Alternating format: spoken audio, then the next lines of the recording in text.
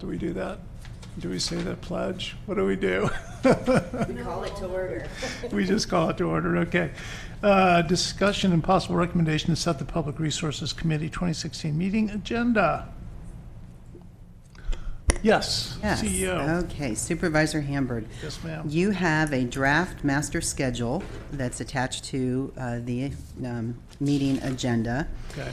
And I could say this is the last committee of the day, and the other three committees all are making a recommendation to adopt this specific calendar. We have 2 dates on the calendar to be determined, July and September.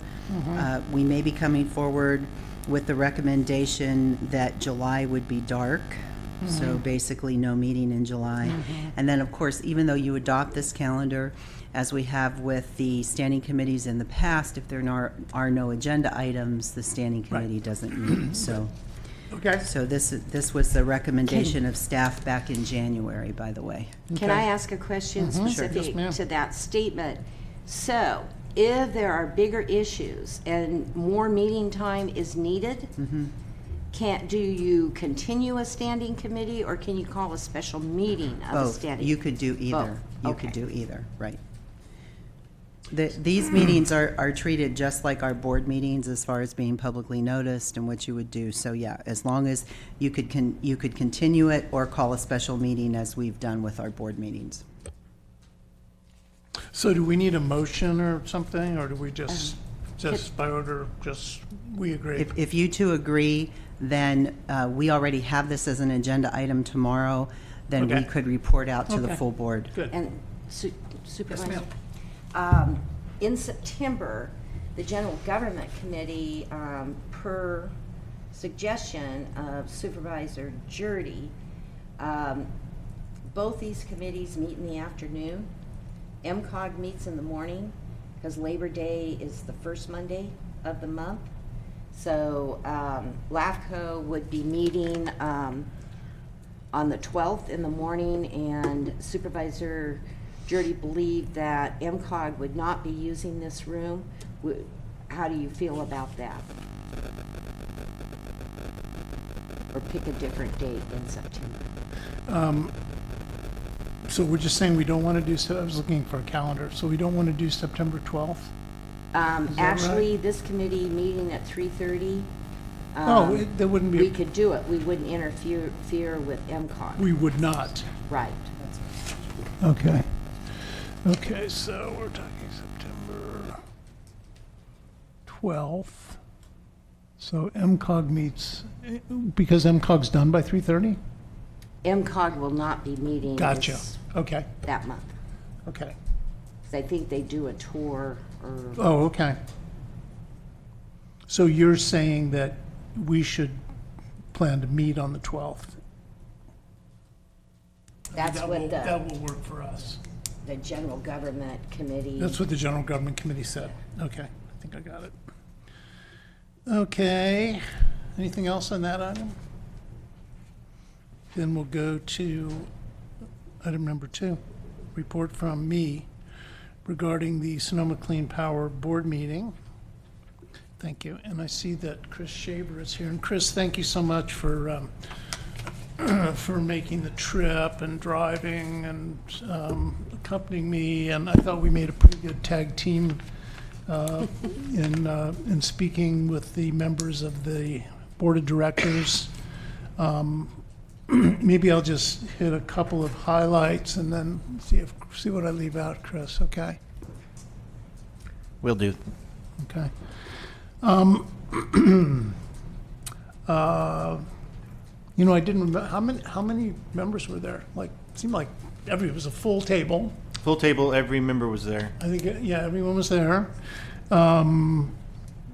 We were, I think we came on at 9:30 after one other item that was being considered that I think had to do with electric vehicles and expanding that program, and I think they may have discussed some legislative items. But one of the things that I think is interesting about this JPA that defines Sonoma Clean Power is that they have a 5-fold mission statement. I don't know if it's a mission statement, but it's a statement of purposes. And I just want to mention what those are. Or number one is to reduce greenhouse gases. That's number one. Am I saying that correctly? Is it what is it these five? Is it five or is it one? They're five goals. They're out. Okay, thanks. 5 goals. Reduce greenhouse gases, provide power at competitive rates, reduce consumption of energy, create local jobs, and create economic stability and in a context of local control.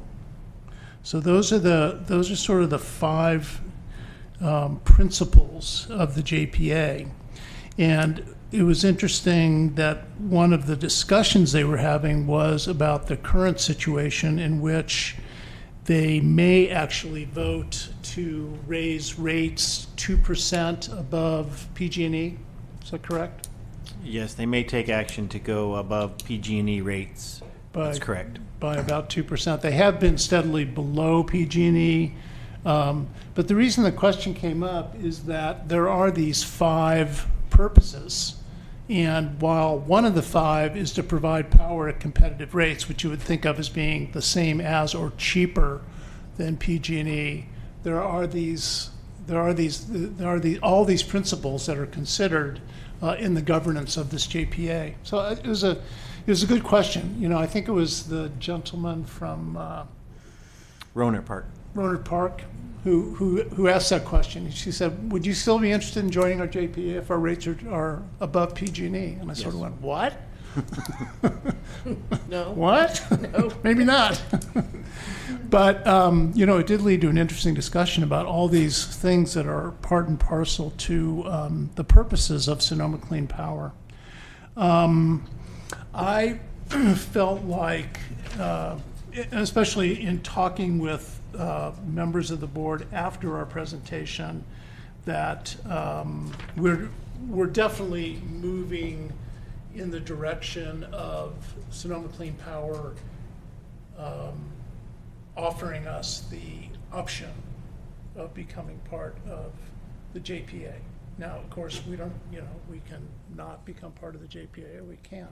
But I think in general, the feeling is that the movement toward community choice aggregation becomes stronger as it grows. Marine Clean Energy continues to grow. They've now taken in unincorporated Napa. They've taken in the city of Richmond. They seem to be looking south more in their expansion. We're not the only county that has approached Sonoma, but I kind of think we're like first in line. Is that the impression you Yeah, get? that's the feeling I get. That we're sort of the first one that they're really taking seriously as a potential. There's, of course, concern about governance. Several members of the board said, we're already, whatever they are, 12, are they, 11?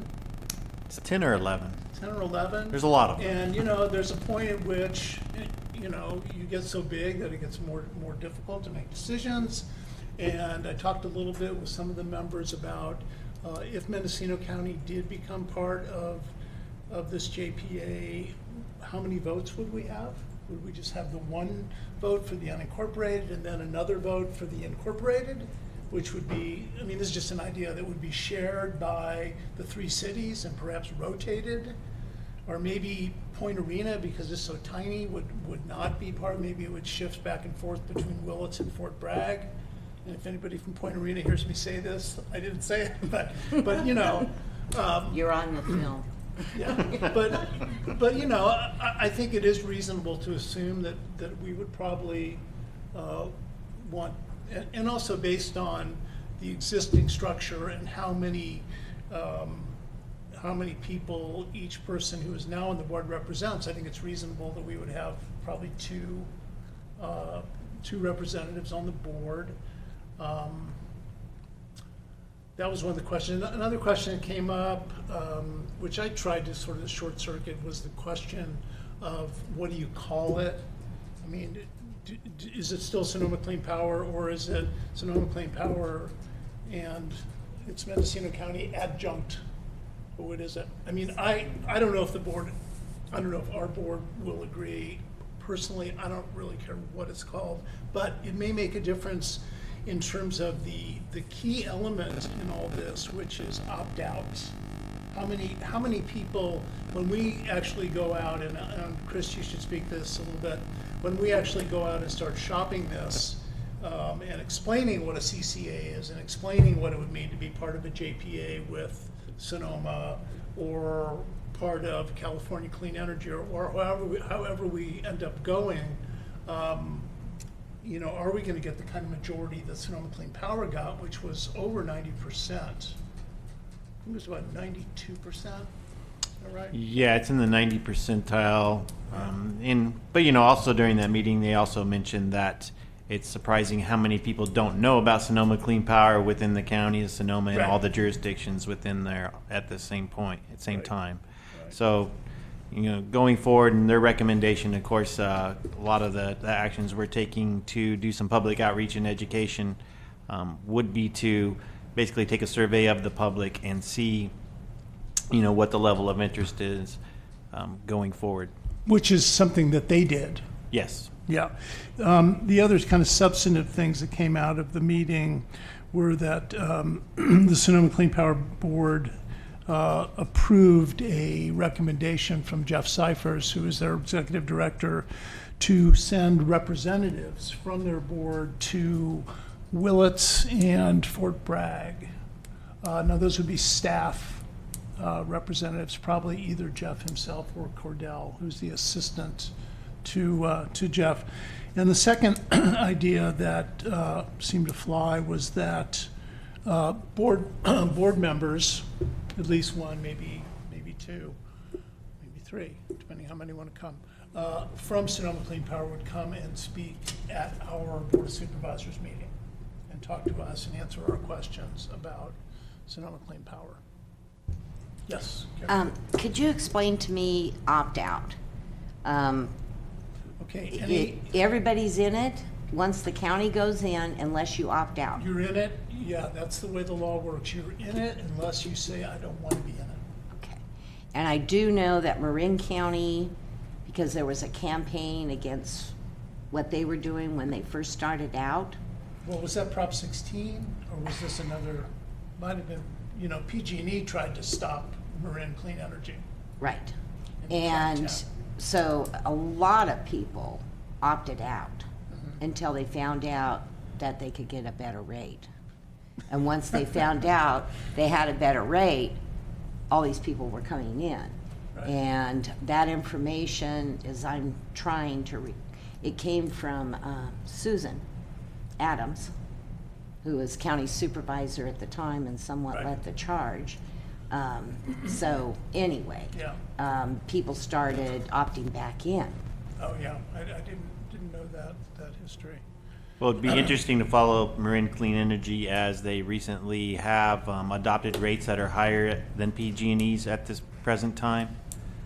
So we, you know, could kind of see how much leaving that less of a carbon footprint and going green means versus having a cheaper rate. And also, those rates do not stay the same, right? I mean, the idea of being part of community choice aggregation is, in part, and Sonoma County is doing this, of course, I'm sure Marin is as well, is you start developing your own energy sources. And so you try to stabilize rates. Yes, you tried to do it through, you know, some of your local programs to where you could have solar fields, solar arrays, and so forth, and incorporate that into the grid and part of your power procurement strategy to where you can keep your rates competitive and lower. One thing Sonoma does have, though, is they also mentioned during that meeting is that they have enough reserves to where they could offset and maybe not do a rate increase for their customers and hold the line steady at it's like 7.1 per megawatt hour versus PG&E's, which is 7.3 or something like that. I have some tables on that. Well, I do have one more, and I can bring this up under other business or public expression, but it has to do with PG&E rates. They are raising their rates. I think we've seen it in the press as well. I was in a program, a package I signed in 1980. And PG&E at the time told me, don't ever go out of this program. Now, there have been increases, but certainly not during the winter months. And this was a package that was given to anyone that went all electric. You know, that was kind of the big thing in the time to get off fossil fuels. The propane and natural gas in areas where you didn't have the pipes, you could do the propane and kerosene, and natural gas was being served to by PG&E in an area. But anyway, we did get a very special package. Well, I just received my second letter that actually it was explained to me that the California Public Utilities Commission has allowed PG&E to no longer offer these packages since they're so old. And that I have to pick a new package, which will be a substantial increase to me. Advantageous. So I did call, and because I was a little bit upset, and I said, no, you can't cancel me out. This is something you and I agreed upon, and I've never changed my package. And she said, well, the PUC changed the packages. I said, don't tell me that. And I said, how did the PUC remember this many years ago, these special packages that they allowed you to present to certain homeowners? So bottom line was, she said to me, well, it was a mutual agreement. So I, told her how I knew what had got on, because I have attended PUC meetings. So I was really excited that maybe we would have lesser rates of PG&E this program. Well, there's opportunities, no matter how the CCA is formed, to have those projects and programs that could be delivered to, the residents of the county. And it all depends, residential, commercial, and so forth. But I have it all right here, so I'm thinking for us, a lot of people are probably receiving higher rates at this time, and don't know what those would be when you figure our county, how large it is. But I know Brown Ranch will be paying a lot more than they have in the past. So I thought I'd bring it up, and when we talk about people opting in and opting out, you had someone that was going to opt out. So now she's thinking she's in. She wouldn't opt out. Whatever way we go.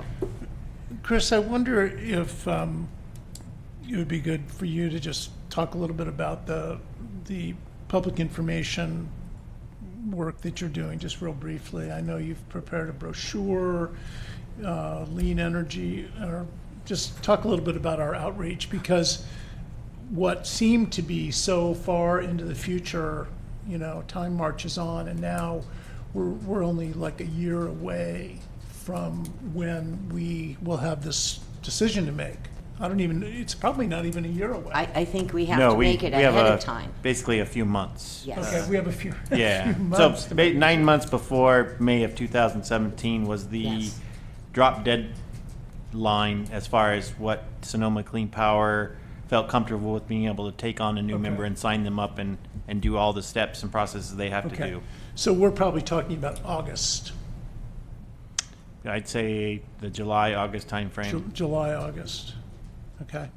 And so with community choice, as I mentioned in board meetings, we're working with Lean Energy to produce some public outreach, public education materials. I have a brochure that I should be receiving by sometime this week in the mail. I ordered quite a few of them, and we'll have them ready for distribution. Also, a website being developed in conjunction with Lean Energy to promote community choice aggregation. It's on no certain model. It's just telling the public what community choice aggregation is, what the benefits are, what the choice is and how it works.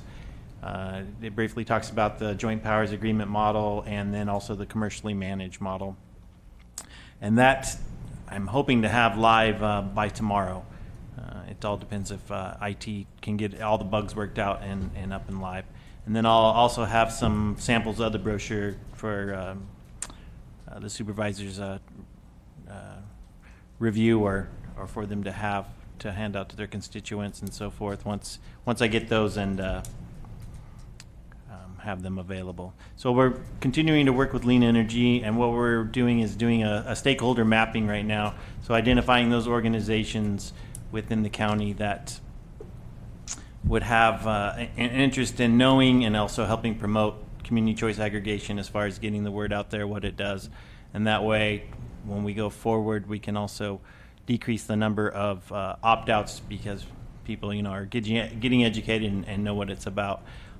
We'll also bring up the idea to send or hold presentations at the City of Willits and City of Fort Bragg at their public meetings, and that way we get that presentation out there also and start making those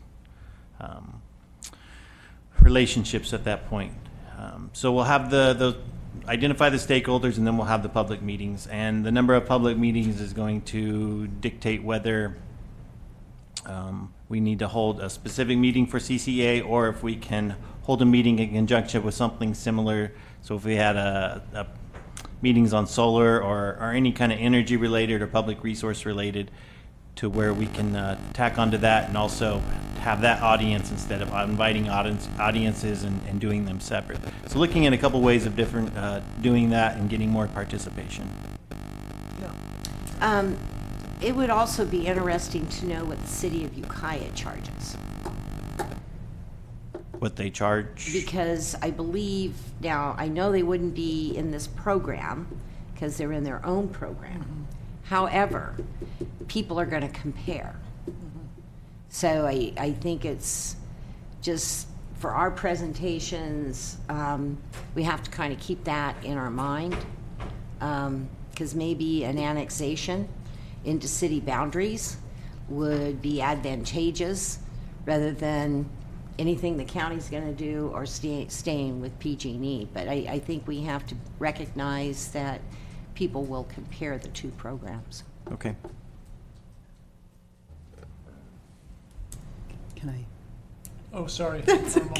Sorry, thank you. I was thinking about whether NCPA, which is the power agency that Ukiah is part of and Healdsburg is part of, how they would look at an annexation of the county into the NCPA. I don't know. Yeah, I think that I think that Chris is our subject matter expert. So I don't want to.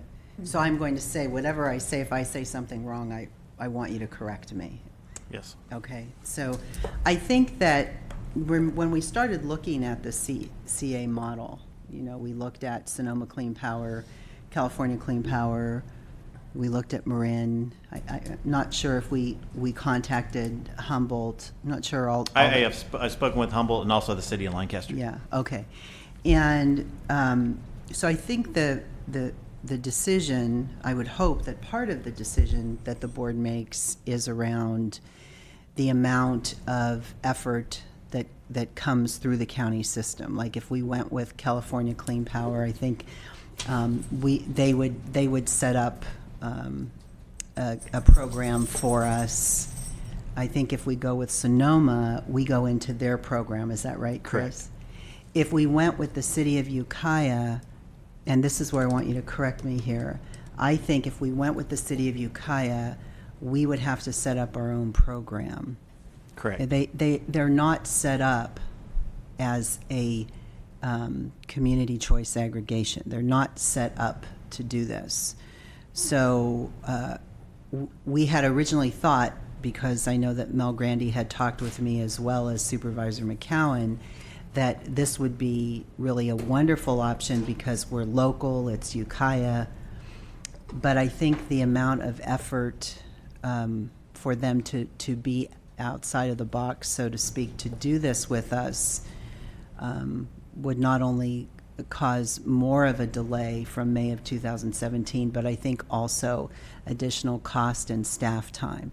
And that's where, Chris, I want you to correct me if you think I'm saying anything wrong. No, that's correct. Also, in speaking with Sean Marshall from Lean Energy, she was of the opinion that it was not would be legal in terms of doing that with the CCA and working with that local municipality.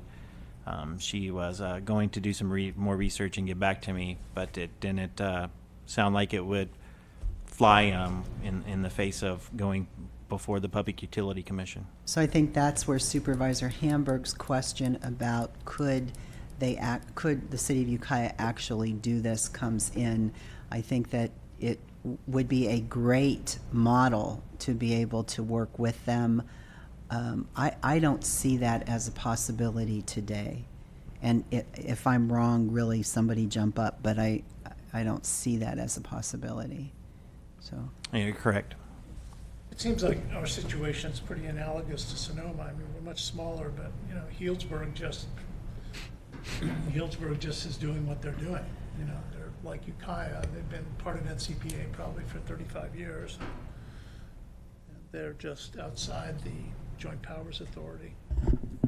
Oh, sorry. Well, also to give an update, I just received the analysis from Lake and Humboldt, working with them to get that from the ones that they had create the RFP and also do a legal analysis for us. So I just received that today. I had a version yesterday, but I had to make some corrections as they had a reference to Lake County instead of Mendocino County in there.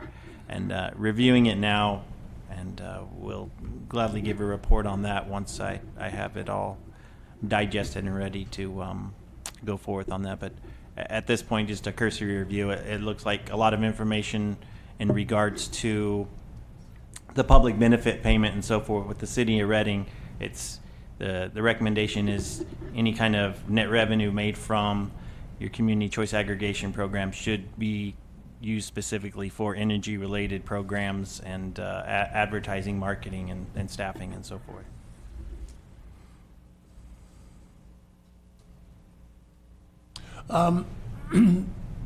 When do you think it would be optimal to take Jeff up on this offer that either he or Cordell get on the agenda of Fort Bragg and Willits? Kind of seems like the sooner the better. I think I'd take that offer up with them as soon as possible. Also working with Lean Energy, because we'd be doing basically the same thing. Is getting the interest of Fort Bragg, City of Point Arena, and Willits, but also what I guess people are most interested in, if they are interested in those 5 guiding principles or just one guiding principle or a combination thereof. Mm-hmm. So is that something that you're going to coordinate with Jeff Cyphers? Yes, I'll coordinate that with Jeff Cyphers, and then I think I'll probably need to get board direction as far as sending any one on staff or a consultant to the city of Fort Bragg or Willits. And then the other thing, of course, is agendizing people, 1 or 2 delegates from SCP to come up here and talk to our board. Yes, I'll work with Jeff Cyphers on timeframes and so forth, and then also I don't know if that can be done through a report to the board by this standing committee tomorrow to get that authorization to have Sonoma Clean Powers board members to come present, or if we need to go that formal. Carrie? Thank you. So California Clean Power is no longer. California Clean Power is still California Clean Power. I've requested the information from Peter Rumble. He's the CEO, that he said he was going to bring forth at a later date on the December 8th meeting that we had, where he presented his business model and so forth. Right. So I've reached out to him and asked him to get that to me as soon as possible. As we're going to have to compare the two, I think. Yes. Well, the if it looks like this public benefit payment is not workable, that was a big part of their appeal. Yeah, well, the opinion was that the public benefit payment could be used for whatever the county deemed to put it towards, like roads. Right, well, that was so what forth. we originally thought. Yeah, and the recommendation is only for energy-related programs regarding community choice aggregation. And then So there's like- also, the other questions were raised as far as liability. So what if the CCA folded or the commercially managed partner with that CCA folded? Where does liability lie as far as power procurement and getting those customers back on PG&E?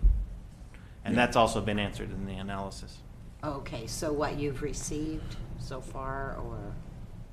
Yeah, what I received so far in the analysis, I just haven't had time to Sure, go through 'cause it all. you just got it in the Yes. last few days. Yeah, I actually got the revised version today. So as far as what we want to report to the board tomorrow, what would you like to report to the board? I'm gonna let you report, Okay. Mr. Chair.